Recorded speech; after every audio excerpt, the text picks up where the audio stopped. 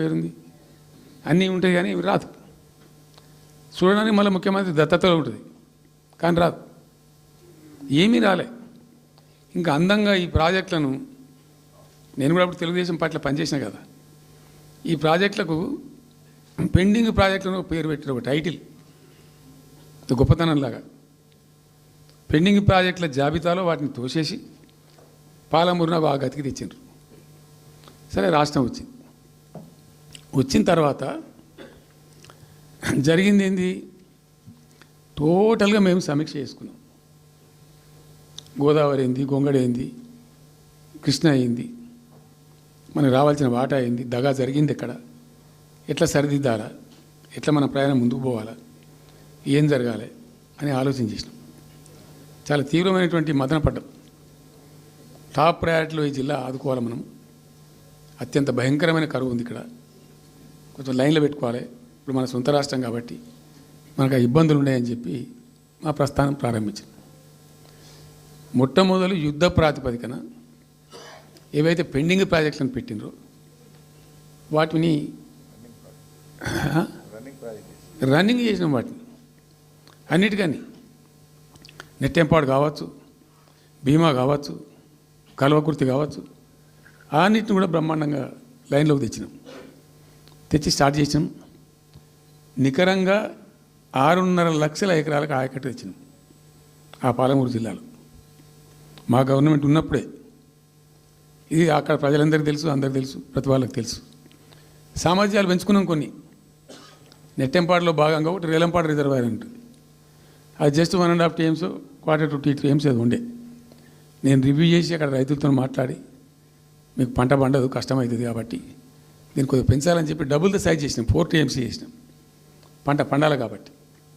అట్లా రకరకాల చర్యలు తీసుకొని దాని ద్వారా ఆ కల్వకుర్తి లిఫ్ట్ ఇరిగేషన్ ద్వారా, ఈ నెట్టెంపాడు ద్వారా, భీమా ద్వారా, భీమా phase 1 phase 2 ద్వారా అన్నీ కలిపి 6.5 లక్షల ఎకరాలకు.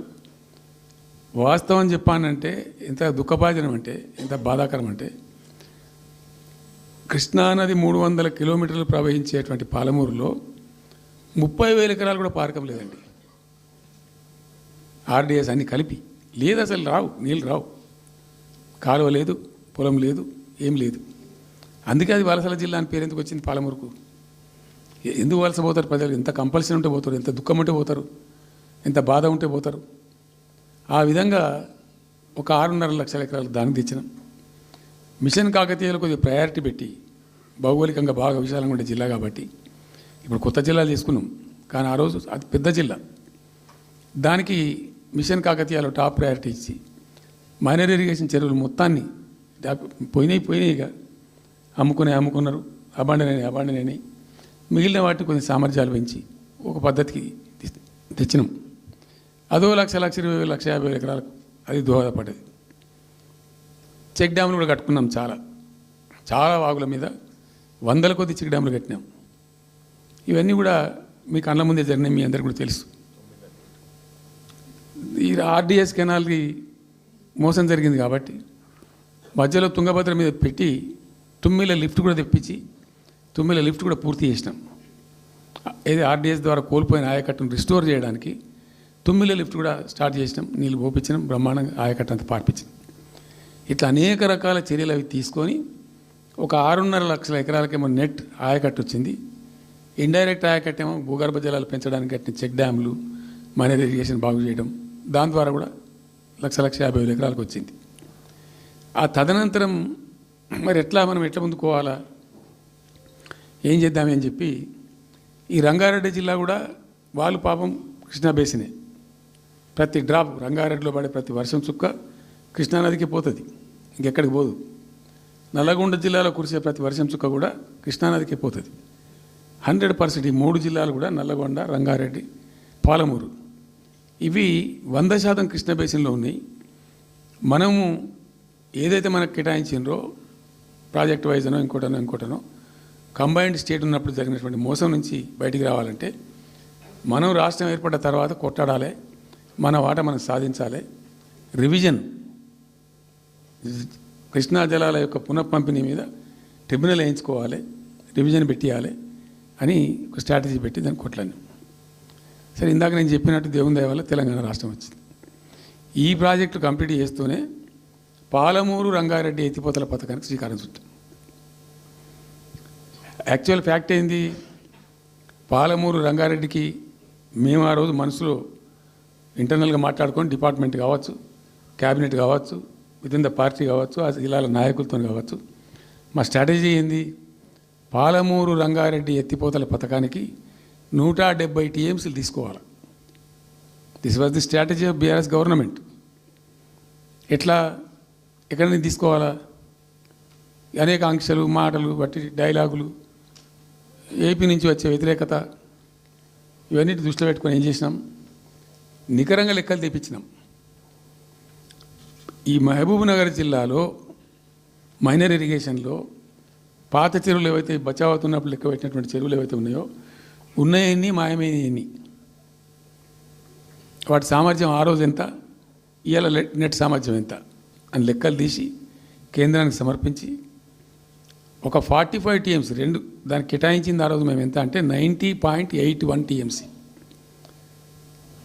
90.81 పాలమూరు రంగారెడ్డికి మేము కేటాయించింది ఆ రోజుకు.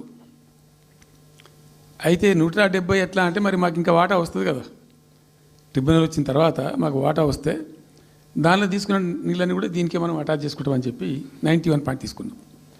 ఎట్లా తీసుకున్నాము, బచావత్ ట్రిబ్యునల్లోనే ఒక తీర్పు చాలా స్పష్టంగా ఉన్నది, డెసిషన్ అది, ట్రిబ్యునల్ యొక్క నిర్ణయం ఏంటిది, ఆంధ్ర వాళ్ళు మొదటి నుంచి కూడా మేము కొంత గోదావరి నీళ్లు కృష్ణా డెల్టాకు తెచ్చుకుంటాం, నాగార్జున ఆయకట్టుకు తెచ్చుకుంటాం, మరో దాన్ని తెచ్చుకుంటాం అనే పద్ధతులు మొదలుపెట్టి తెచ్చుకున్నారు. దాంట్లో భాగంగా 80 టీఎంసీలు వాళ్ళు తీసుకుంటున్నారు. ఏది పోలవరం కట్టి ఆ కెనాల్ అప్పుడు వైఎస్ రాజశేఖర్ తవ్విండి కదా, పట్టిసీమ లిఫ్ట్ పెట్టిండ్రు, ఇనీషియల్ లిఫ్ట్ పెట్టిన తర్వాత ఇప్పుడు కెనాల్ అయింది. సో దాన్ని 80 టీఎంసీలు వాళ్ళు వాడుకుంటున్నారు, ఎక్కువనే వాడుకుంటున్నారు. సో వాళ్ళు డిపిఆర్లో సబ్మిట్ చేసినారు చాలా క్లియర్గా స్పష్టంగా, ఏమని 80 టీఎంసీలు మేము తీసుకుంటున్నాం, 80 టీఎంసీలు పైన 5 రాష్ట్రాలకు బచావ్ ట్రిబ్యునల్ ప్రకారం ఇస్తాం. అది 3 రాష్ట్రాలకు ఇస్తారు, తెలంగాణ రాష్ట్రానికి, కర్ణాటకకు, మహారాష్ట్రకు. తెలంగాణకు 45, వాళ్ళిద్దరు కలిపి 35, కర్ణాటకకు 21 టీఎంసీ, మహారాష్ట్రకు 14 టీఎంసీ. ఇప్పుడు వాళ్ళిద్దరు కూడా వాడుకుంటున్నారు. అది కర్ణాటక వాళ్ళు ఆల్రెడీ ఆర్ యూజింగ్ 21 టీఎంసీ ఏదైతే పోలవరం నీళ్ళు అక్కడ వాళ్ళు తీసుకున్నారు కాబట్టి దాని కంపెన్సేటర్ కింద వచ్చినటువంటి దాన్ని they are using it, right రాయాలి. మహారాష్ట్ర కూడా వాడుతున్నారు, లెక్కల్లో చూపించారు వాళ్ళు, వాళ్ళ ప్రాజెక్టుల డిపిఆర్లో వాళ్ళ లెక్కల్లో చూపెట్టినారు. ఇక వాడుకోవాల్సింది వాళ్ళు మనం. సో ఆ 45 టీఎంసీ మనది ఉంది కదా, మనకు ట్రిబ్యునల్ కేటాయించిందే కదా, అప్పనంగా ఏదో వచ్చేది కాదు కదా. సో ఆ 45 ఈ మైనర్ ఇరిగేషన్ లాసెస్ 45 కలిపి 90.81 టీఎంసీలకు దాన్ని ప్రతిపాదించాం. It has a strong basis, ఏదో గాల్లే అడగోలు జమాబందీ ఏర్పడతాడు చేసింది కాదు, ఒక స్పష్టమైనటువంటి విధానంతో, ఒక అవుట్లుక్తో, భవిష్యత్తు ప్రయోజనాలను దృష్టిలో పెట్టుకొని చేసినటువంటి చర్య చేసినాం. ప్రాజెక్టు 35,000 కోట్లు మంజూరు చేసినాం. అందులో 27,000 కోట్లు ఖర్చు పెట్టినాం. ఆల్మోస్ట్ దగ్గర 88-90% పనులు పూర్తి అయిపోయినాయి. ఈ ఆంధ్రాతోని పంచాయతీ ఉంటుంది ఎప్పటికైనా, వాళ్ళు పోతిరెడ్డిపాడు పొక్కగొట్టి దాన్ని పెంచి, ఇక దాన్ని ఇంకింత పెంచి ఇక తెలుగు గంగా అనే పేరు మీద మొదలై అది ఎటెటెటెటు పోతుంది, ఇక అడవులు జమాబంది. కాబట్టి మనం క్విక్కెస్ట్ పాసిబుల్ టైంలో తీసుకోవాలని ఆ వచ్చే వాటర్ను అక్కడ ఎంటైర్ వరల్డ్లో ఇక్కడ లేవండి 145 మెగావాట్స్ కెపాసిటీ పంప్స్ పెట్టినాం అక్కడ. Specially prepared, those pumps were prepared by BHEL